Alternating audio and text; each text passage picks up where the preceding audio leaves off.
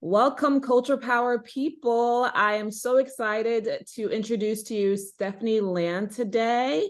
Stephanie is calling us from where? I am in Missoula, Montana. Missoula, Montana. Great. So I've been to Montana. I went to Bozeman last year. It's a beautiful state. You set the stage quite well in your book. And that's what we're going to talk about today. We are going to talk about Stephanie's new book. It's called Class. So for some of you that know her work, she's written a book called Made, that was then turned into a Netflix series. It's pretty successful, spectacular show. So Stephanie, I'll let you take it from here for introductions.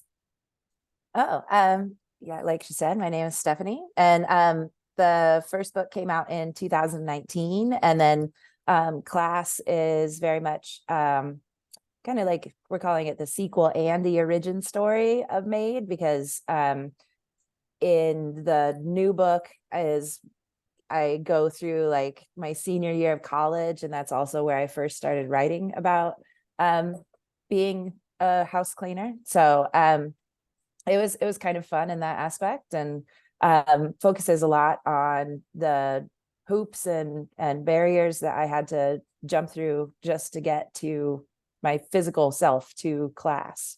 Right, right. And it's for me, I mean, maybe I'm putting words in your mouth, but it also felt like a play on class issues in this country in terms of like visibility of the poor and all of that. So I kind of took that from it too. Steph, I this one really resounded with me for many reasons. I'm an immigrant. My mother is an immigrant, and she also went to college when I was a child. So I really, really empathized with Amelia. I was Amelia, and seeing your mother work so hard to elevate herself and take you out of poverty. And what was that like for you, just to kind of witness that for your child?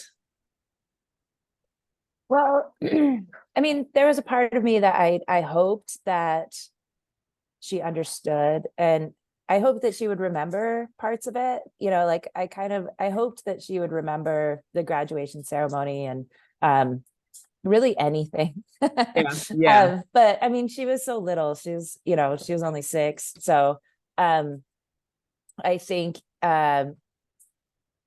most of all, I wanted her to know that she could do it too. I Right. mean, there was an aspect to the direction I chose. And that was very much at the time I felt it was very selfish, but it was also, this is what I've always wanted to do. This is what I've always dreamed of doing. And I wanted her to know that she could do that too.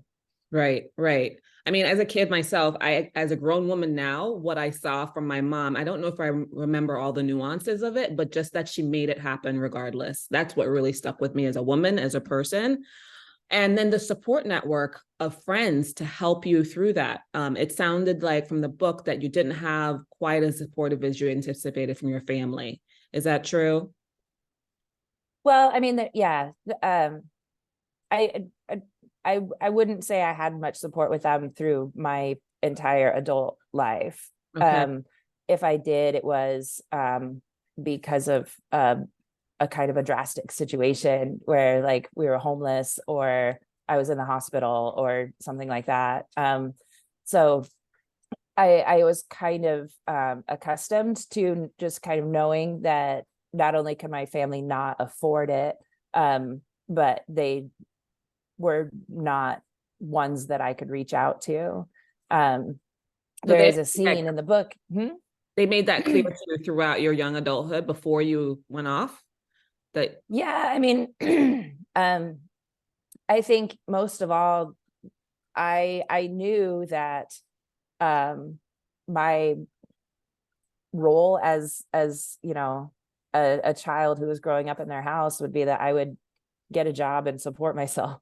Yeah. Like by the time by the time I graduated high school, really. And it very much felt like that was the most important thing. Like we didn't really talk about college. We didn't talk about even like career paths or anything like that. It was just I don't know, we didn't really have any conversations like that. It was mostly just um helping me with my resume, Mm. uh giving me, like, I started babysitting at a really early age. It was just it was more of teaching me how to be independent. Right. Um In terms of and working. Yeah. yeah. Yeah. So it sounds like there was no expectation that you would go off and have this like lofty, college career and you would plan for life after that. It was like graduate, go on to work. That was the expectation. Yes, absolutely. Yeah, graduate, move out. That was an important part of it. Move out, fend for yourself a little bit. I bring that up because I don't think a lot of people realize how much of a network you need, a net. If you don't have blood ties and you need the kind of like heart sister support that you had from your friends to kind of get you through those hard times. Um, as I was reading the book, and what I really like about this book is that you call yourself on some things in it while the reader's experiencing it. Everybody comes to everything with a little bit of bias, and I found myself like hitting some spots where I was like, well, you knew you're going to college with a baby. It's going to be hard. What did you expect? Right. And then you kind of, and I don't want to give anything away to anyone, you have to read the book yourself. But you kind of acknowledge that this was a path that you chose that you really didn't have like a template to follow, and you knew it was going to be difficult, but damn, the system also makes it really difficult for you to pull yourself out of that kind of situation. Can you speak to that more, what that was like for you? I think I think the hardest things were things that I didn't really um digest as being hard. Like, I didn't really notice that they were difficult at the time, because by that time it was just so normal. Mm-hmm. um like, it was normal for me to fill out all this paperwork in order for us to eat, or um it was it was just part of my life by then. And then I added college on top of that. I actually, whenever the school semester was starting, I would just call it another layer of exhaustion, because Yeah. it was just that's just what it was. It was just, I was just like layering these huge things that were in and of itself like extremely difficult and exhausting. um and so college became kind of a means to an end. Mm.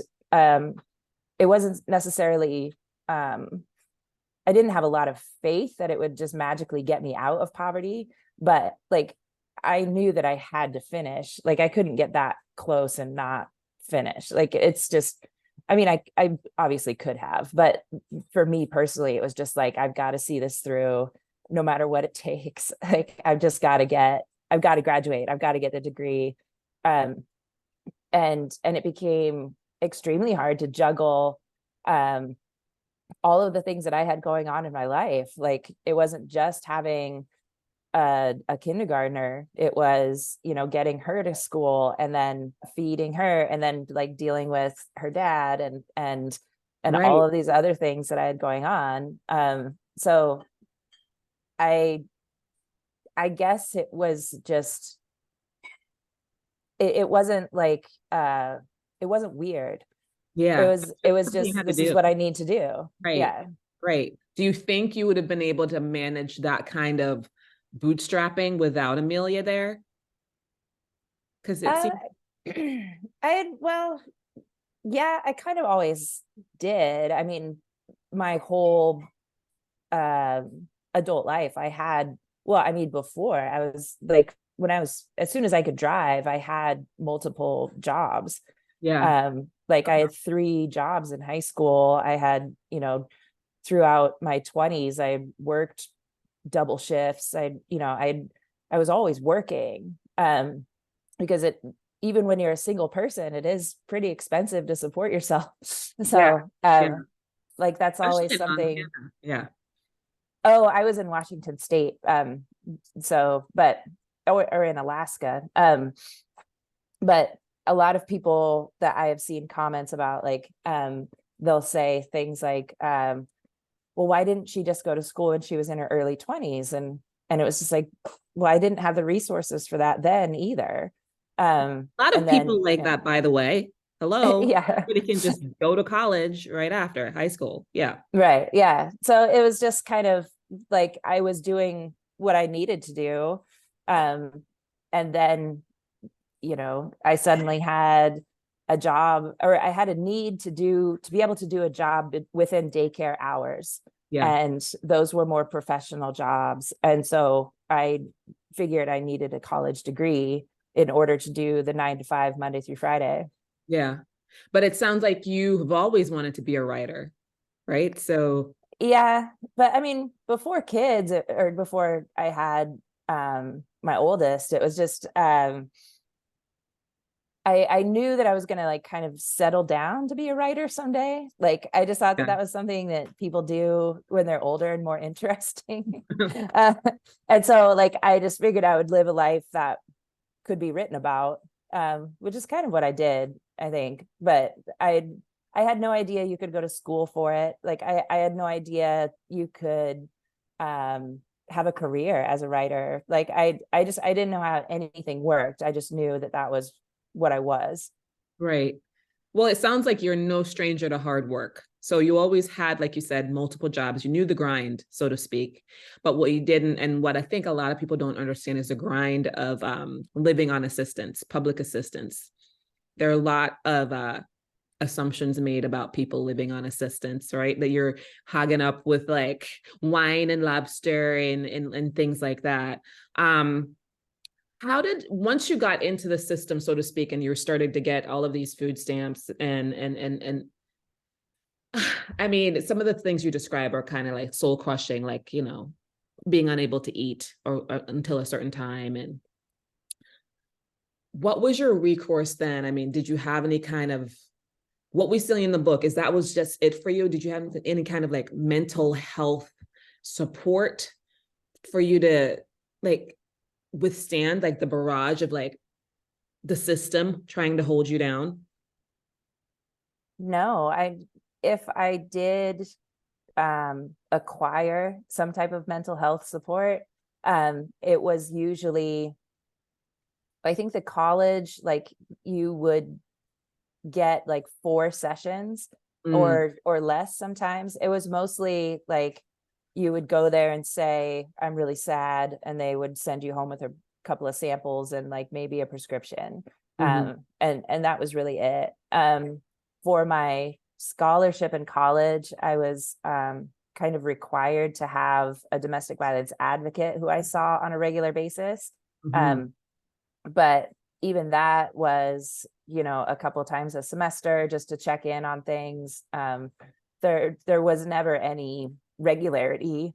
I mean, I've had my current therapist for 6 years now, and like I learned how valuable that is, and Yeah. just to have someone who can say like, oh, well, this is kind of a pattern for you, or like just any sort of knowledge of how you actually are functioning or not functioning, or just seeing things that you can't see, um, is vital, I think, with mental health care. And it's such a tragedy that that's a privilege. It's like a luxury to I have know. mental health care.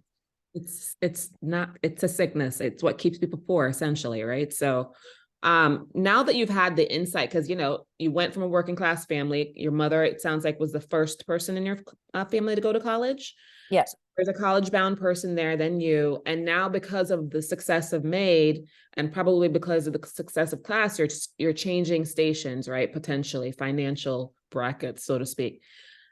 What parts of your experience have stuck with you that you didn't realize would?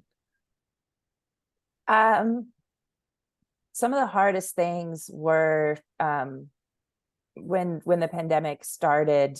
I was My husband and I had been together for about a year and a half or so, been married for a short amount of time, but we were all living together. He also has kids, in this huge house, and our landlord decided at the last minute or just kind of suddenly, we want to sell it, but not to you.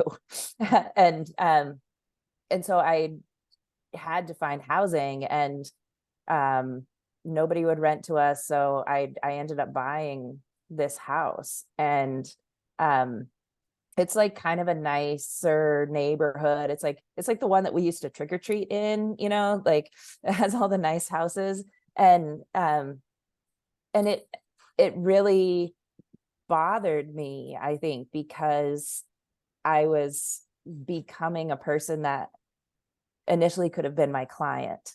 And Oh, and so it was it was hard to, um I don't know, like, I didn't feel like I was changing that much, but from the outside I was very much like in a completely different setting, like. yeah.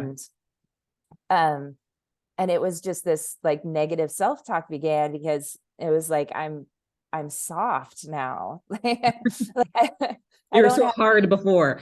I know, like I lost the badass part of me. It's like Yeah. I don't have to like struggle. I don't there's no more grit. And just um I don't even get my hands dirty unless like I'm buying some tomato plant from the garden for my garden, like. Yeah. It's I really had a hard time with that, just because of how I had been treated by people who had houses Yeah. like this. And it's not like a huge house or anything, but it's like the biggest house I've ever lived in.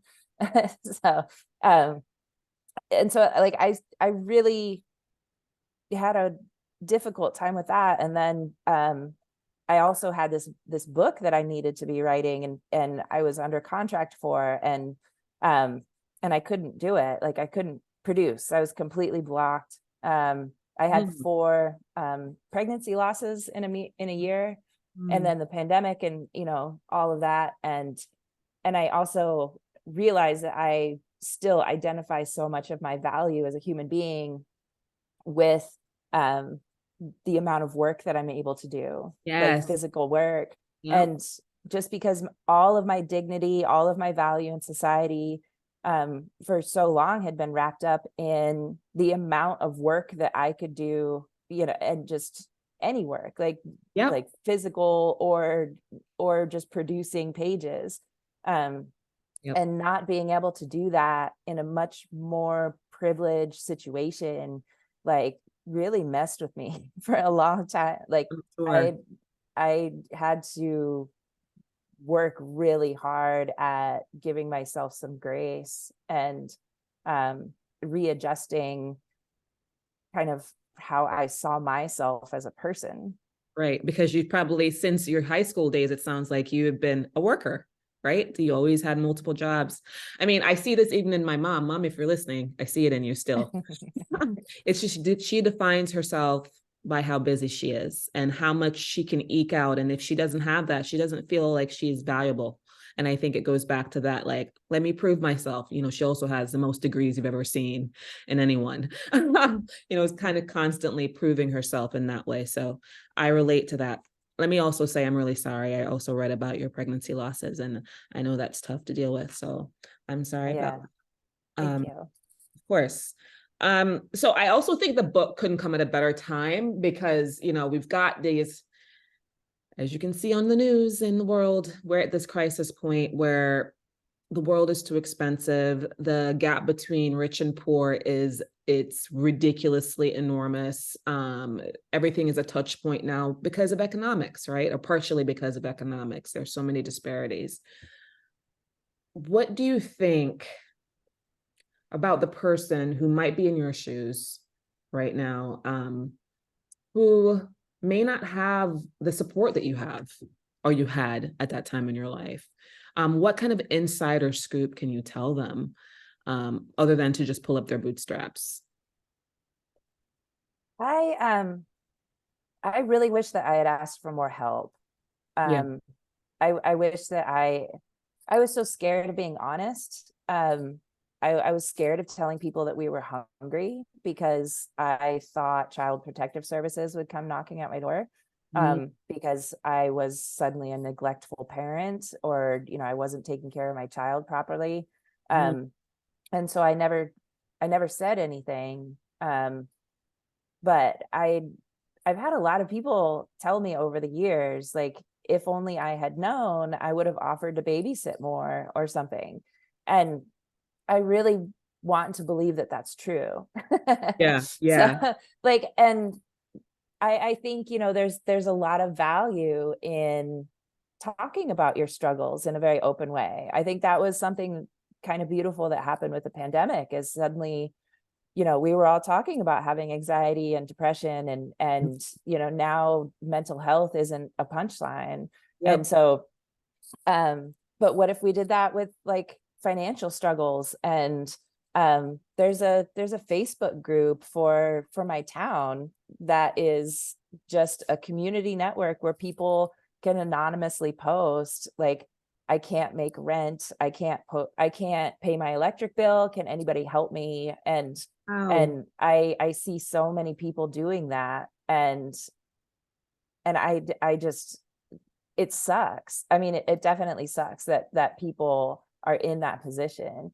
But I think, you know, the more people are open about that kind of stuff, then it won't just become a problem of like that those people are having. It's Right, like, oh, this is a problem that my neighbor's having. right. There's a lot of stigma. And also, I think people, especially women, could be more forgiving of each other on parenting. There's so many mommy shamers, and before they help you, they have to tell you how they feel about your situation. When you just really want help. So I think maybe you're right that now is a time that people can be a little bit more compassionate and self-reflective of their biases. Like somebody doesn't want to hear your lecture. They're hungry. Give them something to eat, Yeah. or at least point them in the Yeah. right direction. Another thing that I really appreciated from you is your acknowledgement of your struggles not being parallel necessarily to that of a woman of color or a person in another subgroup. Um, have you had any backlash or pushback from people of color about your success and support system? Um, Not necessarily pushback. Not directly. I do hear from people in the audience, like because I work as a public speaker, Mhm. it's kind of my day job. And in the book signing line, or just after a keynote, like people will approach me and say, like, I really didn't want to hear anything what you said. Like, Mm, what's this white woman going to say yeah, like that is going to reflect my experience? But with almost every keynote that I do, I come right out of the gate like saying, like, I am on this stage because I'm a white person, yeah, and because I am the person that people listen to.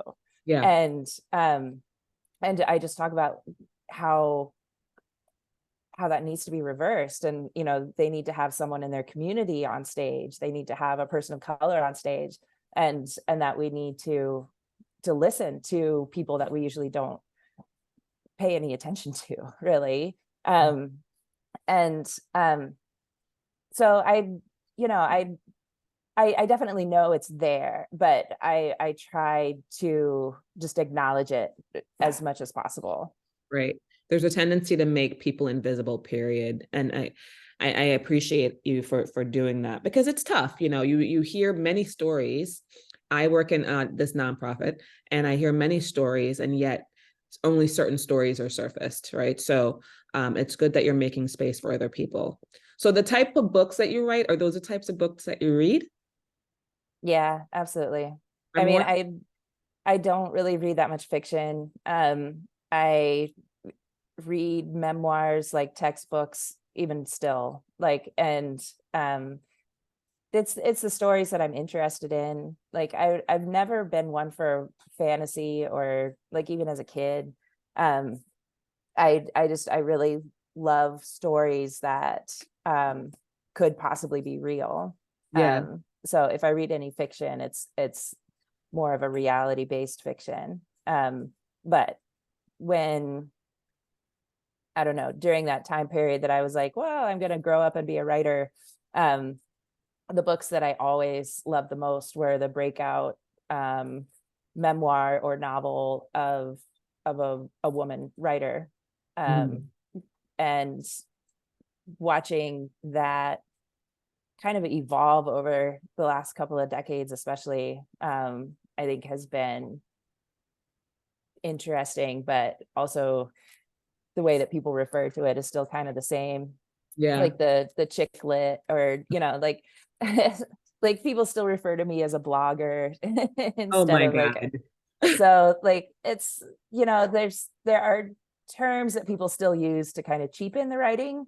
Hmm. um but there's a lot of really powerful stories out there written by women, so I really love and appreciate. Right. And we're living in this cool time in history where you can actually bypass a lot of the traditional methods of getting your work out there and relying on those people who try to tell you what to think in terms of, any kind of culture and art. So we've talked about the person who might be struggling, and has no other network to help them. But what about the person who does have that great piece of art in them and they're a little bit fearful of getting that out? Any advice? I usually when I teach people about writing, I really encourage them to learn how to write a really good op-ed. Mm, um just because I think that's a good way to have your story broadcasted. um I I really strongly believe that the first person narrative is how we will see change, mhm. because it evokes empathy, it inspires compassion, it can do all of these things, um and usually like getting them out in that manner, like into some kind of national, like that's what when I was started off as a freelancer, that was always my goal, was to get the op-eds out. There's a group called the Op-Ed Project, that's really amazing. And but I also like, there's so much value in just finding a writing group, um finding even online groups, like taking online classes, just learning from other people. There's so much that people don't teach in school as far as like how to make money as a writer. So um I think, finding sources for that is really valuable too. And how cool is it that now you're besties with Neil Gaiman? I mean, come on. Oh, I love him. He's awesome. Great. That's really cool. And you said you used his kind of template of how to make it, right? So clearly there are resources for people out there who want to get to that next level. So I Yeah, yeah. in the back of the book about how you wrote these books because you're a creative person, but because it was a necessity, right? You had to feed your kid, house yourself. Now that you don't have those drivers anymore, what's next on the horizon for you in terms of like just writing because you want to? Yeah, I hope I get to write for fun eventually. um I don't know. I'm still uh I'm the breadwinner of the family. My oldest is 16 now, and she's gonna be in college soon. Like, and my youngest is 9. And so I still don't have a dependable, like, regular paycheck, like Yeah. I still kind of have the freelancer life. So to me, it's just, I'm always looking for ways that I can um spread out a little, and like get into teaching, or like maybe have some kind of newsletter that I'm putting out that's like a paid subscription. And there's all kinds of stuff that I'm always working on. And I'll probably end up writing a book again, because it's just, I guess, what is expected. And I really hope to get back into just uh writing essays again, and publishing. I kind of miss freelancing, like the drama of it, and like pitching and waiting for the yes or no. And but really, I mean, my job is kind of to stay interesting. at Yeah. this point. So I'm gonna do that until they tell me not to anymore. Well, it sounds So, like you're used to the grind. You'll figure out a way, but would you ever do anything for a bigger screen than TV? oh, I don't know. I'm not in control of that. So yeah, they'd I mean, sure, if they if they wanted to do that, that would be great. But I am very far removed from the people who make those decisions. Right. So before I let you go, what would you tell?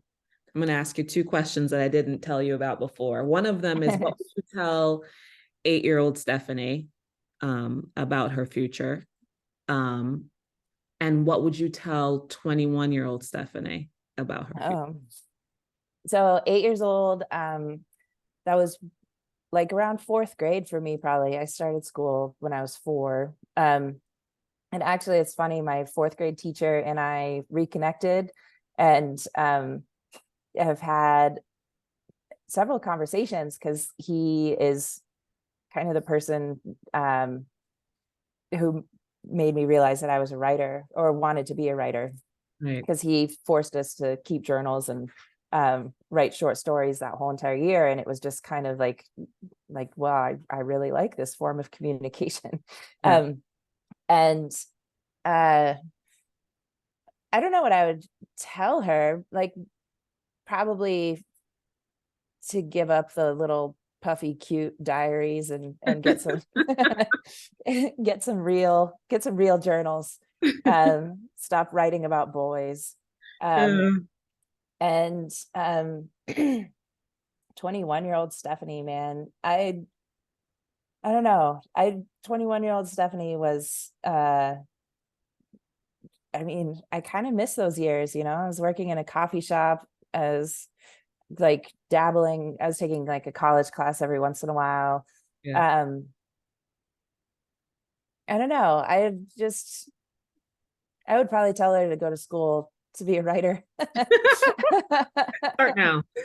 Yeah, yeah, just like, this is what you need to do, go do it. Because I had no idea at that time, so I would give her some academic advice. Yeah. Well, thank you so much for taking the time to do this. I think the key takeaways for any reader, I'm just going to say that I'm every reader.